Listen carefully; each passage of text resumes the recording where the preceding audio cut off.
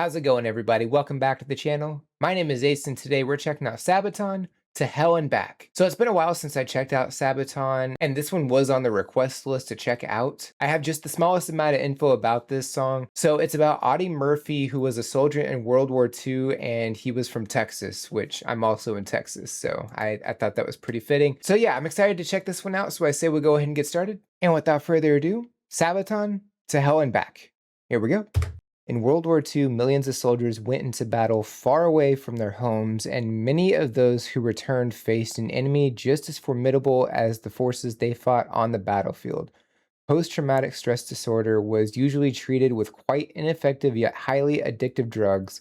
One of the men facing the horrors of World War II long after the war ended was First Lieutenant Audie Murphy from Kingston, Texas.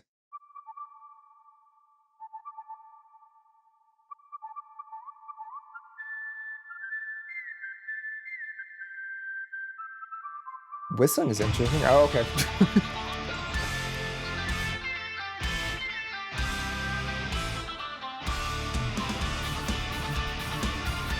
It's more upbeat than I was expecting. I love the energy of it, though.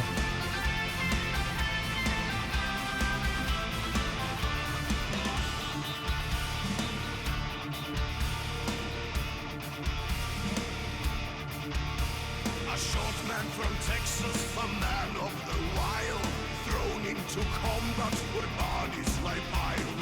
Hides his emotions, his blood's running cold. I love his vocals, man. Victory's his story unfolds.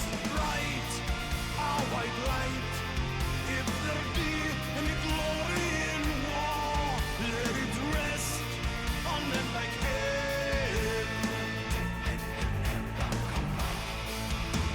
Cross the throne of Zion, where no soldiers sleep and where hell 6 feet deep.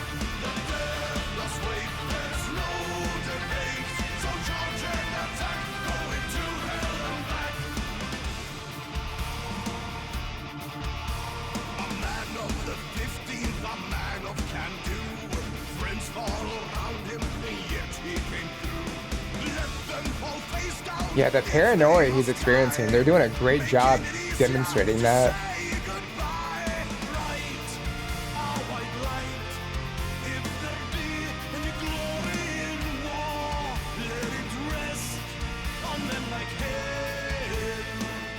Yeah.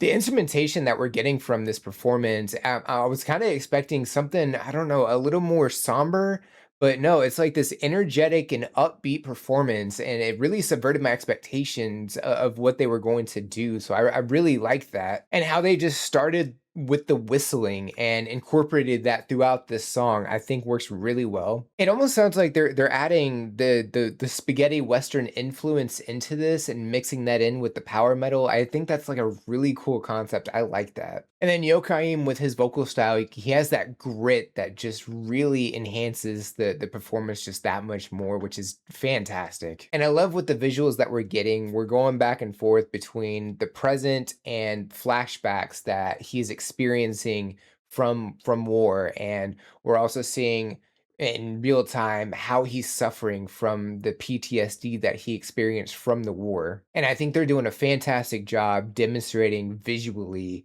like how insane it can end up being. We're seeing a bunch of hallucinations with like the snakes and the bugs and everything. We also saw a giant pile of pills, and he also put a gun in his mouth at one point. I think they're doing a great job visually representing everything that he's experiencing. And going into this, I didn't really know what to expect. I didn't realize we were going to be in a situation where it's after the war. I thought we were going to see him in the war a little bit, but I mean, we're getting flashbacks of that, but I thought that was primarily where this was going to be. And then maybe we're going to see some of what we're getting kind of afterwards.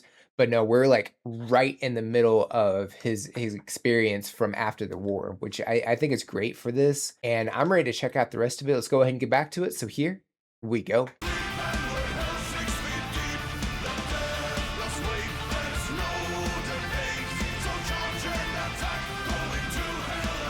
I also love the harmony that we're getting too. It really reinforces those vocals.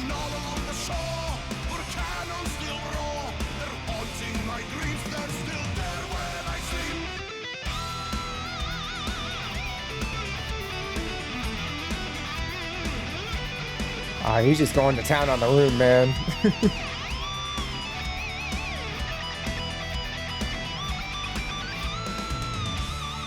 Love the guitar work.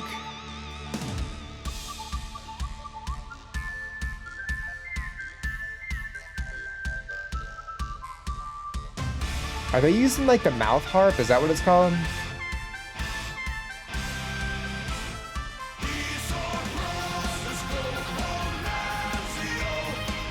So he set his room on fire?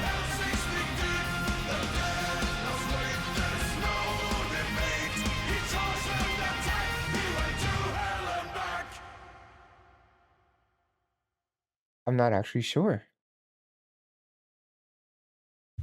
Quite some time after the war, Adi locked himself into a motel room for 7 days to get rid of his addiction to the drugs and was finally able to return to normal life. Lieutenant Murphy received every military combat award for valor available from the US Army. And this is wow, that is a massive jeez, it's still going. And you can see all of them on his jacket as well. That's a lot. Yeah, they did a great job with this one. Very respectful. So the hallucinations weren't necessarily from the PTSD, although they could be, but I have a feeling it was more about the drugs he was prescribed, and because those can really mess with your head, and that's why he was trying to get off of them. Like at the end, the room was on fire, and it's unclear if he actually set the room on fire or if that was just in his head. And I mean, he locked himself in a room for 7 days. I have a feeling that wasn't really there. I think that was just in his head. And I mean, at the same time, it could be like a visual representation of what he's experiencing as well. But to have, gone through war and to experience the PTSD he was experiencing, it's amazing how he came out on the other side through the addiction and everything. And to receive all of those awards as well. Like he clearly did a lot of things, which I mean is phenomenal. The guitar solo that we got, I thought was fantastic. It usually is with Sabaton. The backing vocals, I didn't even really cover them. I think they just reinforce Yokaim's style very nicely. And then we also get a key change where they go up a little bit, and I think that's just a phenomenal way to end the song. And I also love how they brought the instrumentation down a little bit and kind of just focused on the whistling as well. Like I really liked that part. That was awesome. And looking over the lyrics, I think they do a great job kind of going over what he experienced, especially with the chorus. Cross this girl in Anzio where no soldiers sleep and where hell's 6 feet deep. That death does wait, there's no debate, so charge and attack go into hell and back. It basically just covers like what he experienced in Anzio, where everyone was dying around him and he somehow made it through. And I feel like you always end up leaving a part of yourself behind when you actually go home. And then further down, a man of the 15th, a man of can do, friends fall around him, and yet he came through. Let them fall face down if they must die, making it easier to say goodbye. So yeah, he definitely went through a lot. He saw a lot of his friends like not make it through the war and everything, and that really does get to you. I think they did a great job with this performance, and I would not mind checking out more from Sabaton. If y'all have any suggestions or anything I should know about, definitely drop those in the comments below. Would love to check those out. Don't forget to like and subscribe. Check the description for all the cool stuff like the socials, the link to the video, the buy me a coffee link for any priority requests. And if you made it to the end of the video, comment hashtag to hell and back. I think that's it for this reaction. Check you out in the next one. Bye guys.